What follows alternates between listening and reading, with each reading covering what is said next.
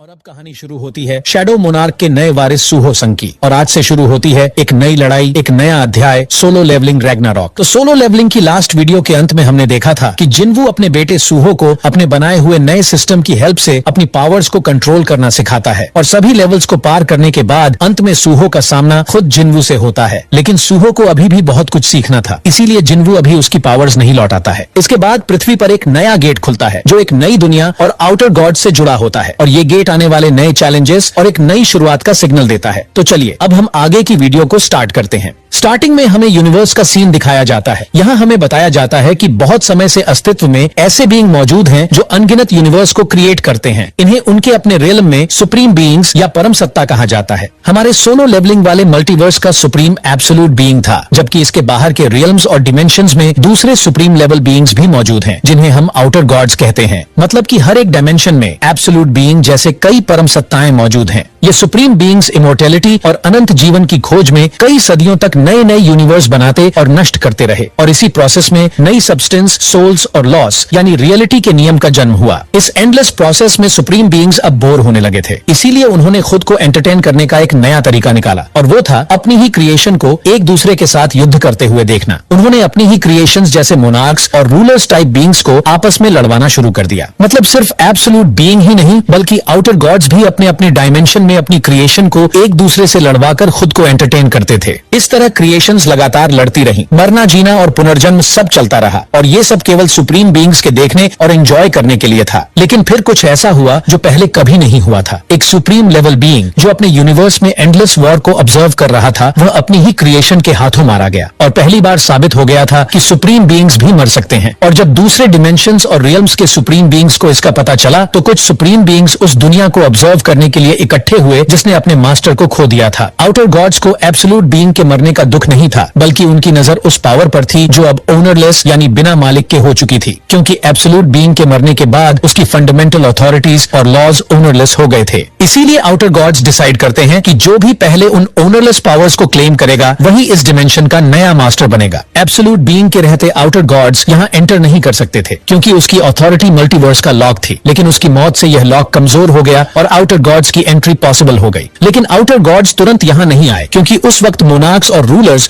दोनों बहुत पावरफुल थे। यहाँ सीधे घुसना मतलब उनसे टकराना था। इसीलिए आउटर गॉड्स इंतजार करते रहे। लेकिन जैसे जैसे मोनार्क्स खत्म होते गए, रूलर्स कमजोर होते गए और अंत में जिन्वू अकेला सुप्रीम बचा। तब मल्टीवर्स उनके लिए सॉफ्ट टारगेट बन गया। अब जानते हैं कि एब्सोल्यूट बीइंग की असली पावर्स कहाँ हैं और आउटर गॉड्स का टारगेट क्या है। रूलर्स के पास एब्सोल्यूट बीइंग की होली और क्रिएशन अथॉरिटी की पावर्स है। ये पावर्स बड़ी हैं और स्ट्रॉन्ग इफेक्ट रखती है, बस इनका नेचर फिक्स्ड है, जैसे हीलिंग, लाइट, प्रोटेक्शन और बैलेंस। इसीलिए आउटर गॉड्स के लिए ये खतरा कम लगते हैं, क्योंकि इनमें इन्फिनिट ग्रोथ या लॉज को बेंड करने की कैपेसिटी नहीं है, यानी कि इनके पास नेचर के रूल को तोड़ने की पावर्स नहीं है। लेकिन जिन्वू के पास ऐशबॉर्न यानी शैडो मोनार्क की पूरी अथॉरिटी के साथ साथ एब्सोल्यूट बीइंग के बचे हुए रियलिटी लॉज के परमानेंट इफेक्ट भी मौजूद हैं और यही उसे सबसे यूनिक बनाते हैं। आउटर गॉड्स जानते हैं कि अगर वे रिवाइवल, इन्फिनिट ग्रोथ और टाइम बाईपास जैसे लॉज को अपने कंट्रोल में ले लें तो इस डिमेंशन के नए मास्टर के रूप में वे मल्टीवर्स की प्रोग्रामिंग ही बदल सकते हैं। अगर आपको लगता है कि जिन्वू के अंदर सिर्फ ऐशबॉर्न की पावर्स हैं और सिस्टम केवल ऐशबॉर्न की पावर्स से चलता था, तो ये गलत है। सिस्टम को आर्किटेक्ट ने ऐशबॉर्न के ऑर्डर पर बनाया था, लेकिन उसे रन करने और पॉसिबल बनाने के लिए एब्सोल्यूट बीइंग के मरने के बाद ओनरलेस हुई रियलिटी लॉज को आर्किटेक्ट ने सिस्टम के फ्यूल और इंजन की तरह यूज किया। इसलिए सिस्टम में ऐशबॉर्न की शैडो अथॉरिटी मेन थी और एब्सोल्यूट बीइंग के लेफ्ट ओवर लॉज उसकी वर्किंग का बेस थे, जैसे कि बार बार रिवाइव, टाइम स्टॉप और इन्फिनिट ग्रोथ। ये सब एब्सोल्यूट बीइंग की पावर्स थी। एब्सोल्यूट बीइंग के लेफ्ट ओवर लॉज ही जिन्वू को सबसे खतरनाक बना देते हैं। ये ऐसी पावर्स हैं जिनसे आउटर गॉड्स भी डरते हैं। ये वो पावर्स हैं जो नॉर्मल रूल्स तोड़ते हैं, जैसे कि नॉर्मली मरे हुए वापस नहीं आते, लेकिन सिस्टम के जरिए जिन्वू बार बार रिवाइव होता रहा। शैडो मोनार्क की डेथ अथॉरिटी भी इसी बेस पर काम करती है। नॉर्मली टाइम को कोई रोक नहीं सकता, लेकिन सिस्टम के क्वेस्ट्स और ट्रांजिशंस के दौरान टाइम स्टॉप और टाइम बाईपास भी पॉसिबल हुआ। ऐसे ही इंसानों की ग्रोथ की लिमिट होती है, लेकिन सिस्टम ने जिन्वू को इन्फिनिट ग्रोथ का रास्ता दिया। ठीक इसी तरह डिमेंशंस फ्रीली क्रॉस नहीं होते, लेकिन सिस्टम के सहारे जिन्वू गेट्स और डायमेंशन को पार कर सका। मोनार्क्स और रूलर्स फिक्स्ड अथॉरिटी के साथ जन्मे थे, लेकिन सिस्टम ने रूल बदलकर एक प्लेयर को मोनार्क लेवल अथॉरिटी तक उठाया। मतलब सिस्टम के जरिए जिन्वू के पास अब रूल तोड़ने की सबसे खतरनाक पावर्स हैं। भले ही सिस्टम बंद हो गया था, लेकिन उसके परमानेंट इफेक्ट्स जिन्वू के अंदर इम्प्रिंट हो गए और वो सच्चा शैडो मोनार्क बन गया। इसीलिए अगर कोई इन स्कैटर्ड पावर को एक साथ एब्जॉर्ब कर ले तो वह